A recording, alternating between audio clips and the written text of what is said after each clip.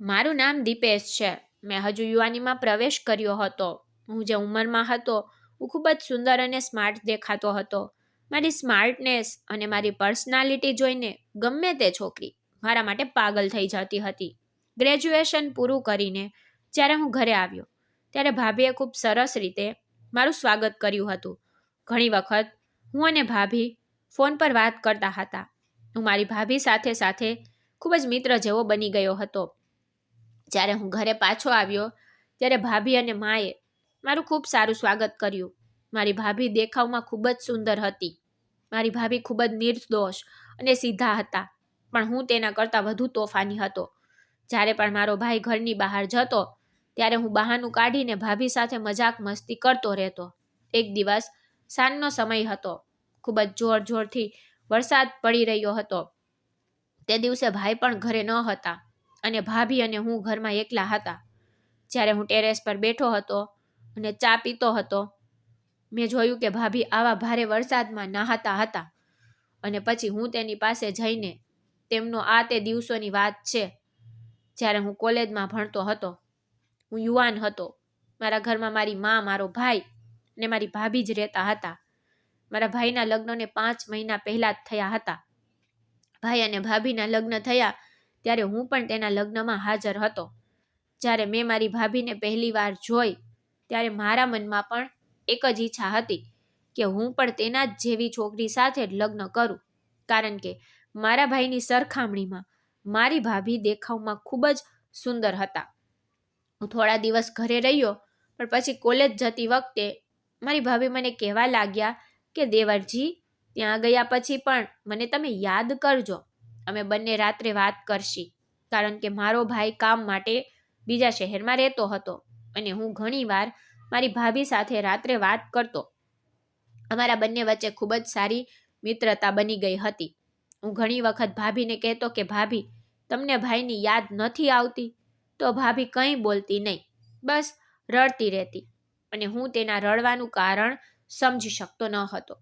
અમારું જીવન આમ જ ચાલતું હતું અને થોડા મહિનાઓ પછી મેં મારી કોલેજની છેલ્લી પરીક્ષા પાસ કરી અને તે પછી હું મારા ઘરે પાછો આવ્યો.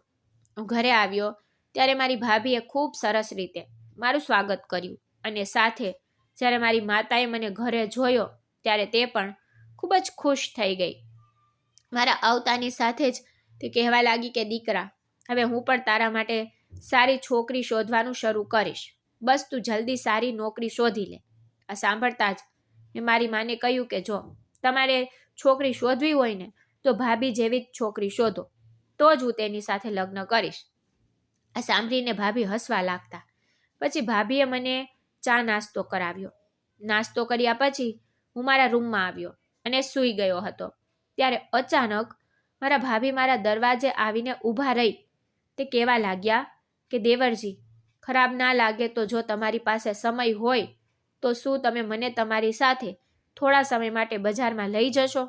કારણ કે મારે ઘર માટે વસ્તુ ખરીદવી છે અને માની તબિયત સારી નથી, તે જઈ શકશે નહીં અને તમારા ભાઈ તો મોટે ભાગે કામમાં વ્યસ્ત રહે છે.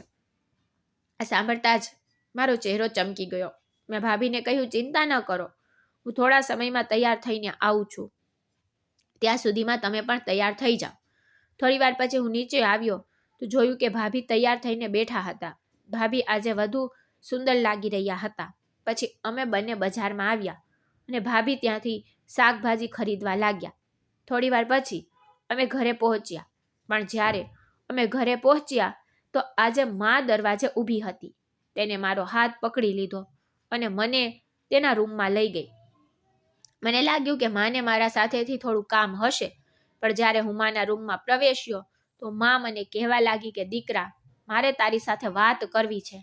પછી મા મને કહેવા લાગી કે દીકરા, તારો મોટો ભાઈ ભાગ્યે ઘરે નથી રહેતો, જ્યારથી તેના લગ્ન થયા છે.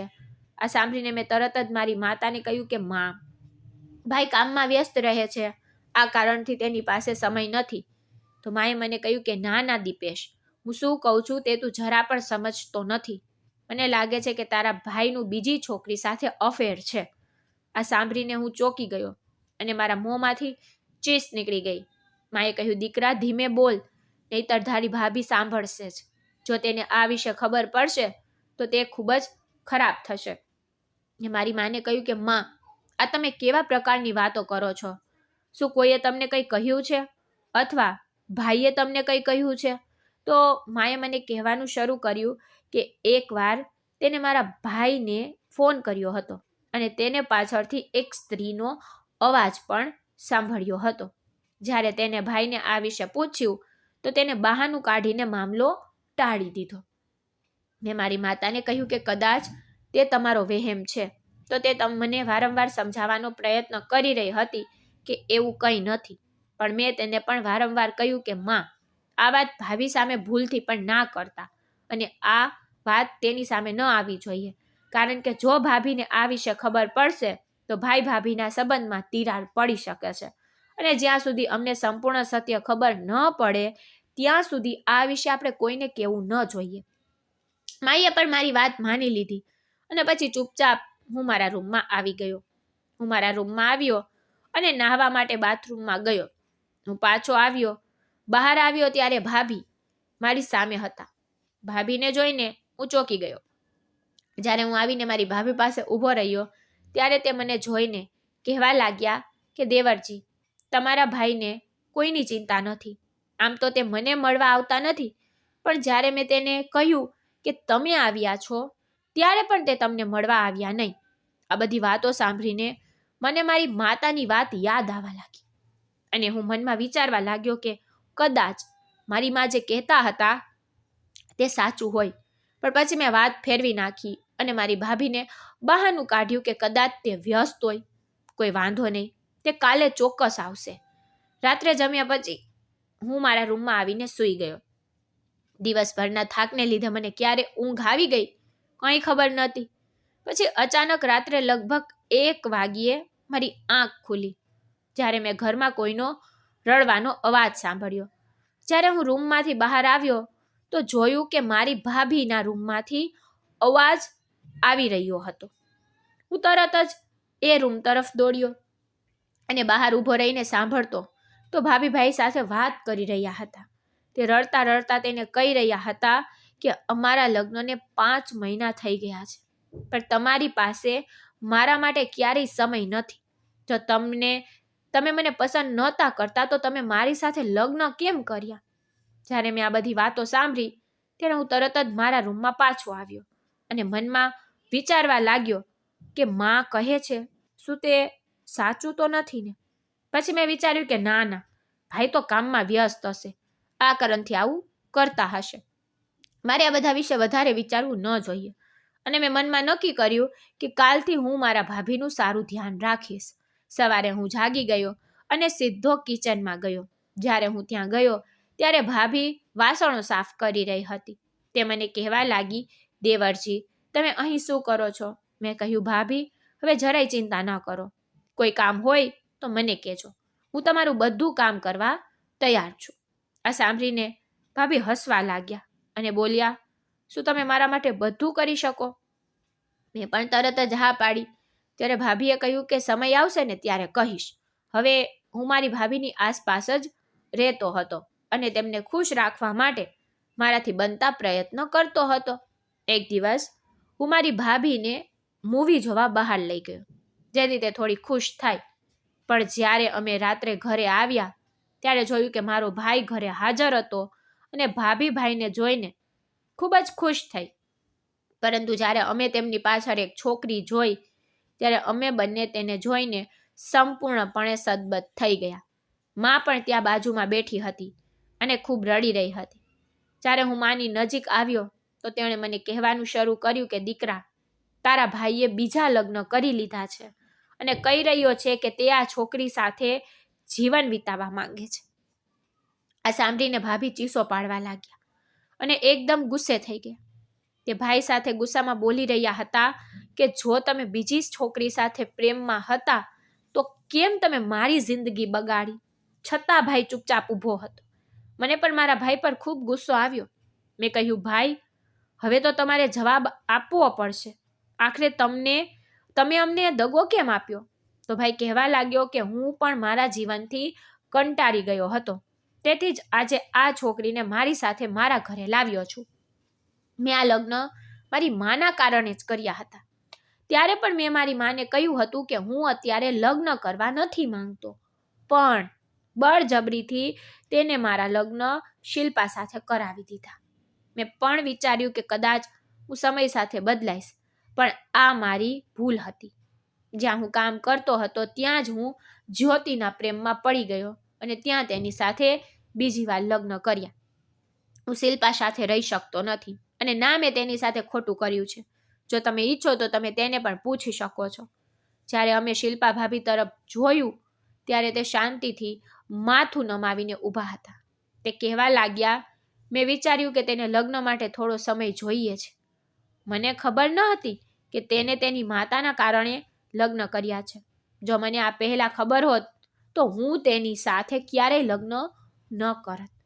ભાઈ છૂટાછેડાના પેપર પણ સાથે લાવ્યા હતા અને તેને સહી કરી નાખી હતી.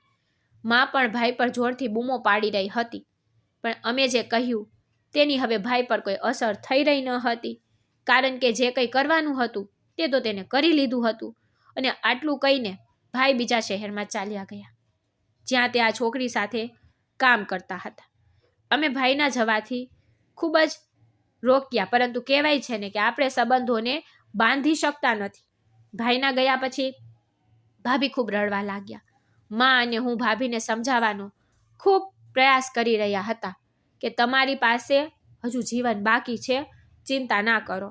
પણ ભાભી કહેવા લાગ્યા કે હવે હું ક્યાં જઈશ અને ક્યાં રહીશ? જ્યારે મારા પતિ હવે મારા નથી તો માં કહેવા લાગી કે દીકરી, તારે ઘર છોડીને ક્યાંય જવું નથી. તારા માતા પિતા પણ હવે આ દુનિયામાં નથી, તેથી તું આ ઘરમાં અમારી સાથે જ રહીશ. અને જો મને કોઈ સારો છોકરો મળી જશે તો હું તેના તારી સાથે લગ્ન કરીશ. પણ તે અમારી વાત સાંભળવા તૈયાર ન હતા. ભાભી ચૂપચાપ રડતા રડતા પોતાના રૂમમાં ચાલ્યા ગયા હતા. માએ પણ મને જોતા અટકાવ્યો હતો. તેણે કહ્યું કે તું તારી ભાભીને થોડો સમય તો આપ. હવે તેને જાતે જ આ બધામાંથી બહાર નીકળવું પડશે. આપણે ઈચ્છીએ તો પણ શું કંઈ કરી શકતા નથી. માની વાત સાંભળીને હું પણ મારા રૂમમાં આવી ગયો અને હું પણ ખૂબ જ પરેશાન થઈ ગયો. ભાઈએ જે ભાભી સાથે કર્યું હતું ને તે ખૂબ જ ખોટું હતું, પણ હવે હું મારી ભાભીને ચિંતામાં જોઈ શકતો ન હતો. આજની રાત ખૂબ જ પીડાદાયક હતી. હવે મેં મનમાં નક્કી કર્યું હતું કે હું મારી ભાભીને હંમેશા ખુશ રાખીશ. હું તેમને કોઈ સમસ્યાનો સામનો કરવા નહીં દઉં. હું મારી ભાભી સાથે ખૂબ જ હસી મજાક કરતો, પરંતુ તેની તેમના પર કોઈ અસર થતી નથી. એક રાતે માં તેની બહેનના ઘરે ગયા હતા. ઘરે હું અને ભાભી એકલા હતા. અચાનક વરસાદ શરૂ થઈ ગયો. હું બેઠો ચા પીતો હતો. અચાનક ભાભી બહાર આવ્યા. પણ આજે મારે તેને મારા દિલની વાત કેવી હતી. હા, હું શિલ્પાને પસંદ કરતો હતો અને આજથી નહીં, પણ જ્યારે તેના લગ્ન થયા ન હતા ત્યારથી મને તે પહેલી જ નજરમાં પસંદ આવી ગઈ હતી. અને જ્યારે માએ તેને ભાઈ માટે પસંદ કરી તેથી હું તેને આ કહી શક્યો નહીં. તે રાતે મેં શિલ્પાને કહ્યું કે મારે તમારી સાથે લગ્ન કરવા છે અને હું તમને ખૂબ પ્રેમ કરું છું. હું મારા ભાઈ જેવો જરા પણ નથી. શિલ્પાને પણ આની સામે કોઈ વાંધો ન હતો, પણ તે કહેવા લાગી કે માજી નહીં માને. તો મેં કહ્યું તમે એ વાતની ચિંતા ના કરો. તેથી ઘરે આ માતાની સાથે જ મેં મારી માને મારા લગ્નની વાત કરી. માને પણ લગ્ન સામે કોઈ વાંધો ન હતો. કહેવા લાગ્યા કે તારા ભાઈએ શિલ્પા સાથે જે કર્યું તે જોઈને મને ખૂબ દુઃખ થયું. મને લાગે છે કે ક્યાંક મારી જ ભૂલ છે, જેના કારણે શિલ્પાનું જીવન બરબાદ થઈ ગયું છે. પરંતુ જો તું તેની સાથે લગ્ન કરીશ તો તેનું જીવન સુધરશે.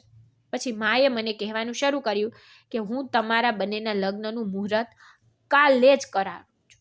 આ સાંભળીને શિલ્પા અને હું ખૂબ ખુશ થઈ ગયા. જ્યારે શિલ્પા મારા ભાઈ સાથે લગ્ન કરવાની હતી, મને તે પહેલા દિવસથી જ પસંદ હતી, પણ મને ખબર નહોતી કે ભાગ્ય પોતે જ તેને મારી પાસે લાવશે. બીજા દિવસે શિલ્પા અને મારા લગ્ન ખૂબ જ સાદગીથી થયા. પહેલી વાર શિલ્પાના ચહેરા પર એક અલગ જ ખુશી દેખાતી હતી. અમે બંને અમારા જીવનમાં ખૂબ ખુશ હતા.